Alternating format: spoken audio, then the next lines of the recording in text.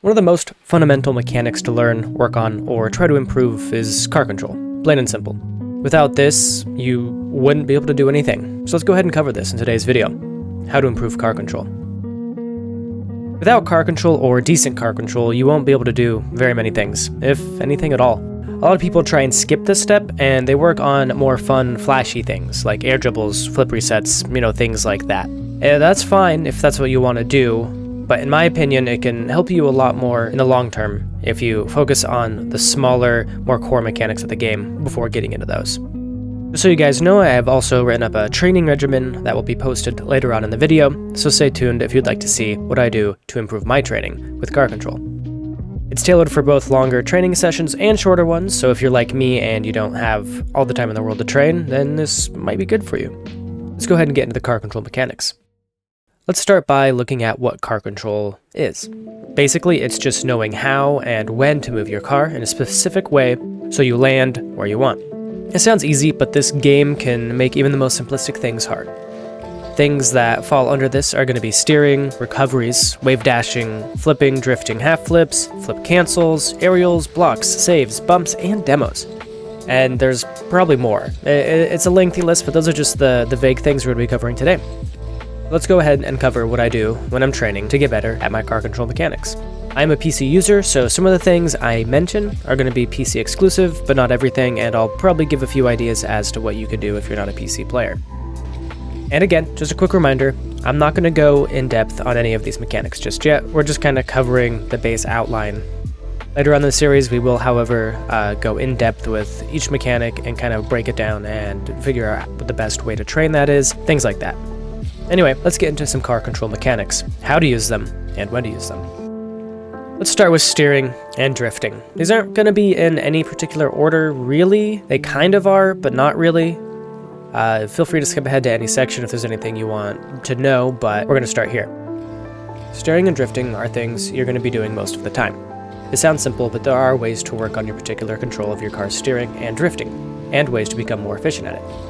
You can practice this by just driving around the field. Sometimes I like to work on boost pathing while I'm doing this as well. Just drive around the pitch, working on grabbing pads with ball cam on and with the ball cam off. Work on making awkward cuts and drifts and changing your direction quickly. Try and make this as hard on yourself as possible, as it will help you improve quicker. Also work on coming on and off the walls and in and out of the net. Feel free to add wave dashing into this practice if you would like. The reason you want to work on this is because the better you are at moving around the field, the easier it will be for you to save, pass, recover, and support your team. Let's go ahead and take a look at recoveries. Recoveries are key to keeping pace in any game. If you can't recover well, you'll find yourself unable to get back into position, and it will feel as if everyone's faster than you. And then you'll feel a need to speed up your game, which isn't necessarily the fix here. Recoveries are especially helpful after an attack on the net. Being able to recover, steal boost, and get back for another attack is key to most ranked games. A good way to practice recoveries is to go into any shooting training pack and go for the ball as normal, but instead of focusing on making the shot, maybe try and hit it so you can recover and follow up the ball. You don't always have to make the first shot on net, especially if you're with the team. Again, do your best to make the recovery as awkward as you can, that way you're practicing a lot of different instances of recoveries. A few mistakes I find myself making is holding the air roll button too long, or the nose of my car will slam right into the surface of something. Always try and land on your wheels and your nose facing down the wall, if possible. If you're landing on the wall and you land with your nose pointing down, it's just going to make everything a lot faster for you, especially your recoveries. Let's go ahead and move on to wave dashing. Wave dashing is a slightly more advanced car mechanic, more than the other two we have covered so far anyway. This is a great mechanic for recoveries as well, and a great way to maintain speed and momentum. Basically, all you have to do is a single jump and wait for your back wheels to touch the ground. I like to tilt my nose up a little bit while I'm doing this jump, and then once those back wheels hit the ground, jump forward and hold power slide. Voila, there it is, you have a wave dash. This can take a little while to get used to though, so don't feel bad if you can't get it your first try. It took me a little while to get used to wave dashes and to land them consistently. I still to this day cannot land them every single time. They do get more and more advanced, and you can do more with them than just that. Practice these as much as you can, whenever you can, and just get used to how it affects your car and your speed on the field. I like to practice this by jumping on and off the wall, or trying to learn to chain multiple wave dashes together to get going fast in a short amount of time.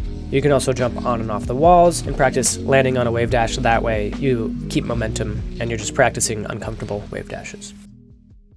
Okay, go ahead and get into aerials. We all know and love these, and people are always excited to try and learn these a little bit too early, in my opinion. Although it's good to start going for them as much as you can, so you can get used to getting up in the air and hitting the ball. Definitely make sure you have some of the other basics down before you start this. Anyway, aerials is just being able to jump up and boost up toward the ball. There are many uses for this, obviously, mostly in shooting and saving the ball. There are a few good ways to practice your control in the air. First off, there's a lot of training packs with aerial shooting. Those are great. Go find one that challenges you and that you like. I like to use Leth's Rings map. That's really good for me for controlling my control in the air. And it's great for making you fly for long amounts of time. Adding in air rules to the map itself will make it much harder, and that's something I do recommend. But if you don't have access to PC and you're on console, you can just fly around the field or around the ball with air roll on and air roll off. Just circling around the ball is what I like to do sometimes. Just gets used to flying in awkward and uncomfortable positions. There's also the pillar map. You can fly around the pillar map with ball cam on and off, just flying all over the place, falling and getting uncomfortable in the air. That's something that you can do if you don't have a PC. Sometimes when I'm doing any sort of training like this, I like to throw on a podcast or something like that. That way I can kind of zone out and just work on my mechanics for a block of time, and it doesn't seem so monotonous. Take a look at blocks and saves, my arch nemesis, if you will. I struggle with it, and I'm still not very good at it, so I'm not an expert at this. I know the fundamentals, but theory is a lot more easy than practice and method. Anyway, being able to move and get your car into a position to save a block is greatly important. It's something you don't want to put off, and it's something that I've put off, and I really regret it right around now. There are lots of training packs for this, and I recommend to use them. However, try and use them less than actually practicing in game. The best way to work on this is going to be going into 1v1s and forcing shadowing positions. Just do this over and over and over. Figure out how to shadow, figure out what distance you're comfortable with, and then just practice the saves. They'll eventually have to shoot, and then you'll have to practice your save. And it's a lot better to do this with a person rather than a bot in the game, because you know pretty roughly where the ball's going to go. It's just a lot easier to learn with someone actually shooting the ball at the net. That's my opinion anyway. Maybe training packs help some people, but as for me, it doesn't really help me. It's good to be patient and try and predict what they're going to be doing. Don't panic and wait until you can make a save. Make sure you don't overextend. Past your far post is a big one. That's a early on mistake. Just always try and be blocking your entire net. Don't drive into it too far so they can shoot behind you. Easier said than done, but that's why I say go into the field and try it in games. Because honestly, that's the best way you're going to be able to learn there.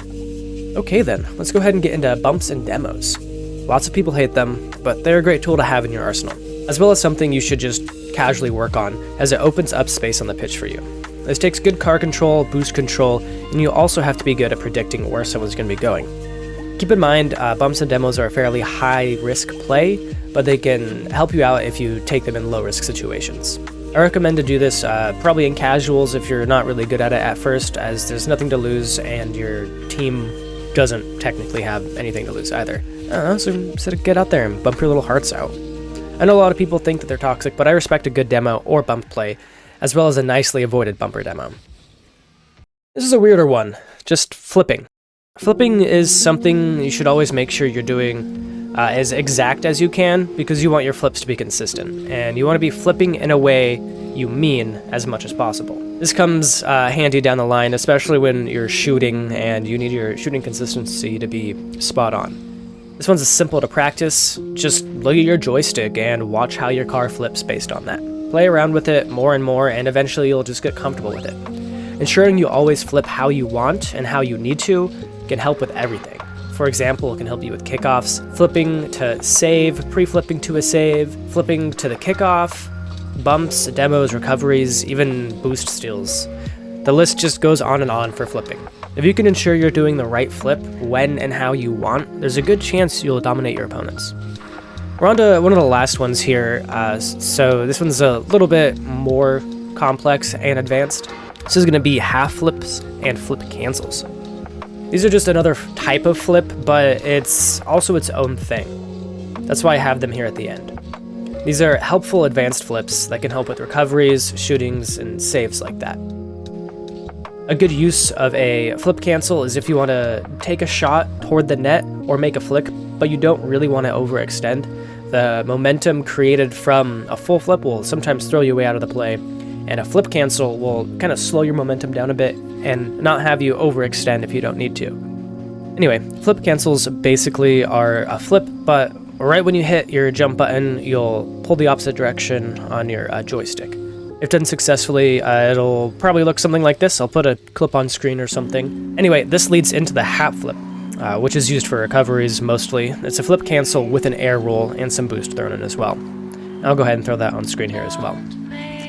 Okay then, now that we've covered all of that, there's the small training regimen I use when improving my ball control. Most of these things I try to do every day, if for just a few minutes. This is going to be a 1 hour block of time, but if that's too long for you, you can cut any of these times in half, and it'll be a half-hour block of time that you can train in. And I think everybody's got at least 30 minutes in their day that they can set aside to improving if that's what you want to do.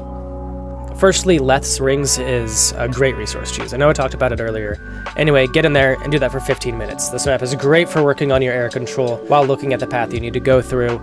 It's fun, it's pretty, just take a roll at it, it'll be great. Another thing I do is hover and twist for 5 minutes. Kind of the same idea here, but it helps with recoveries in the air and making sure you're boosting at the right times. Just try and make yourself lose control of your car, but also do your best to make sure you're recovering while flying around. Hovering around the ball for about 5 minutes. This is going to be hovering around the ball with and without ball cam, so it'll be 10 minutes total.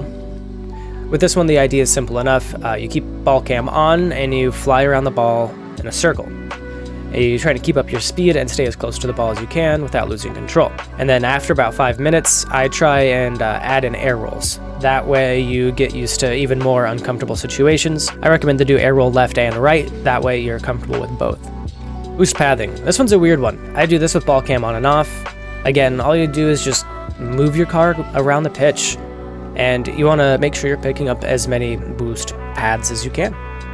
Eventually this will become muscle memory, and the sooner you get this done, the better it will be for you.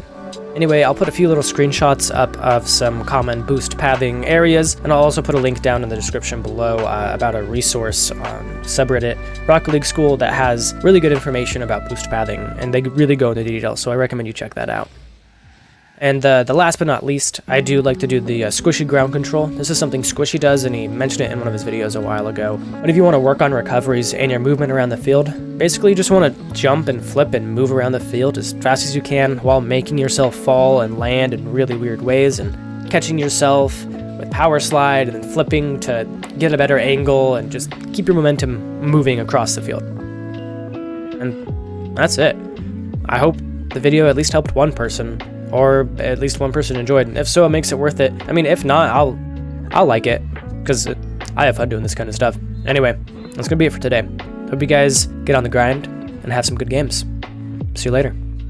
Peace.